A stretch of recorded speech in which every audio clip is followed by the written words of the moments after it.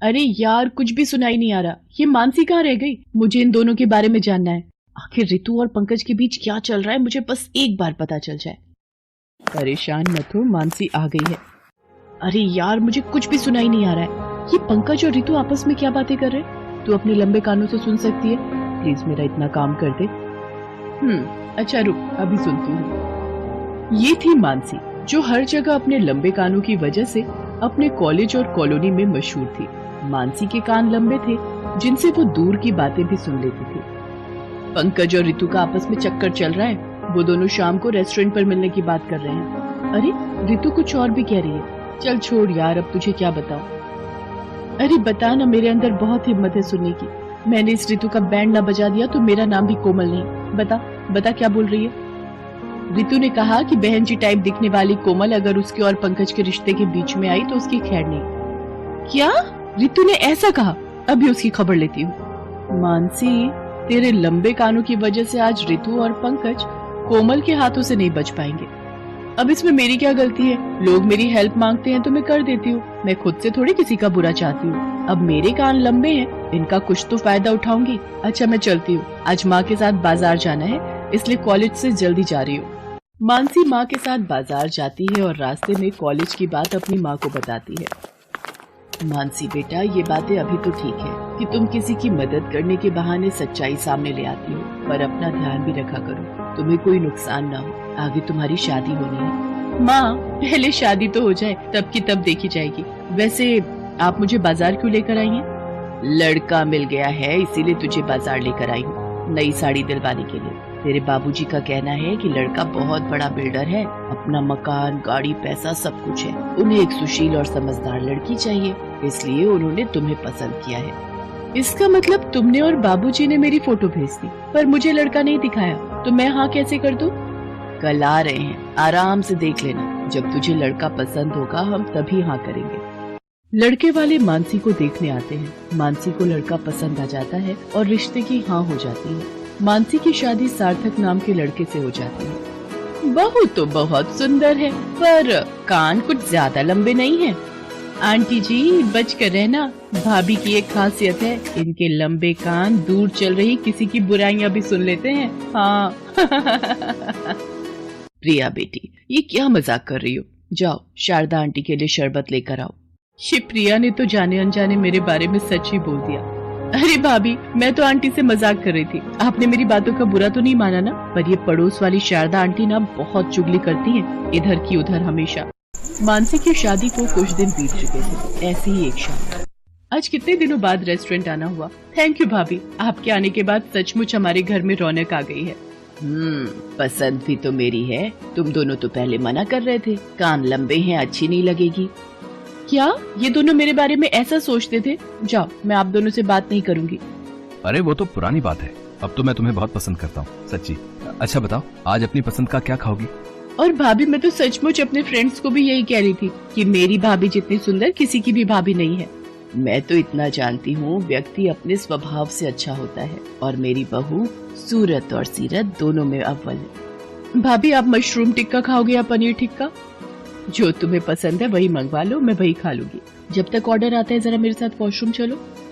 मानसी प्रिया के साथ वॉशरूम चली जाती है। प्रिया वॉशरूम में थी और मानसी बाहर खड़ी थी तभी।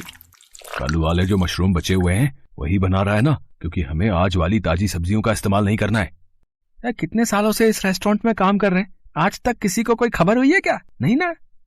हे भगवान, ये कैसा रेस्टोरेंट है? ये लोग हमें बासी खाना खिलाकर हमारी आंखों में धूल झोंक रहे हैं। मानसी टेबल पर जाकर सारी बात सार्थक को बताती है। क्या? मैं अभी मैनेजर से बात करता हूँ। सर, आपको कोई गलतफहमी हुई है, हमारे रेस्टोरेंट में तो रोजाना ही ताजी सब्जियां बनाई जाती हैं। अगर आप चाहें तो मैं आपको अपने रेस्टोरेंट की किचन दिखा सकता हूँ। यही दोनों लड़के बासी सब्जियों से खाना बना रहे थे। मैं ये सब क्या देख रहा हूँ? रेस्टोरेंट के लिए रोजाना इतनी महंगी ताजी सब्जियां आती हैं, वो कहाँ जाती हैं? और ये पुरानी सड़ी गली सब्जियों का इस्तेमाल क्यों कर रहे हो? सच बताते हो या मैं तुम दोनों को पुलिस के हवाले करूँ? हमसे गलती हो गई सर, हमें माफ कर दो सर। हम ताजी सब्जियां बाजार में बेच देते हैं और पुरानी गली सड़ी सब्जियों से खाना बनाकर ग्राहक को खिलाते हैं। मैं तुम दोनों को इस गुनाह के लिए अभी नौकरी से निकालता हूँ। तुम दोनों अभी के अभी मेरे रेस्टोरेंट से दफा हो जाओ। थैंक यू सर, आपने मेरे रेस्टोरेंट की इमेज खराब होने से बचा ली, नहीं तो इन दोनों लड़कों की वजह से मेरा रेस्टोरेंट बदनाम हो जाता। ये सब मेरी बहू मानसी के कारण हुआ है, धन्यवाद तो आप इसे कहिए। Ma'am thank you so much, आपने हमारी इतनी मदद की है, इसलिए आज की सारी स्पेशल डिश आप सबके लिए हमारी तरफ से मुफ्त है। पर कहीं वो डिश बासी सब्जियों से तो नहीं बनी ना? मैम अब से मैं खुद निगरानी रखूंगा और किचन में ऐसी गलती दोबारा नहीं हो पाएगी, आप इत्मीनान रखिए। वाह भाभी, आप तो ग्रेट हो, आज आपके कारण मुफ्त का मजेदार खाना खाने को मिला। इसका मतलब आपके लंबे कान होने का तो बड़ा फायदा है। वो तो है, मैं अपने कॉलेज और अपनी पूरी कॉलोनी में इसी वजह से तो मशहूर रही हूँ। और सब मिलकर खूब जोर से हंसते हैं। अगले दिन दोपहर में सार्थक का फोन आता है।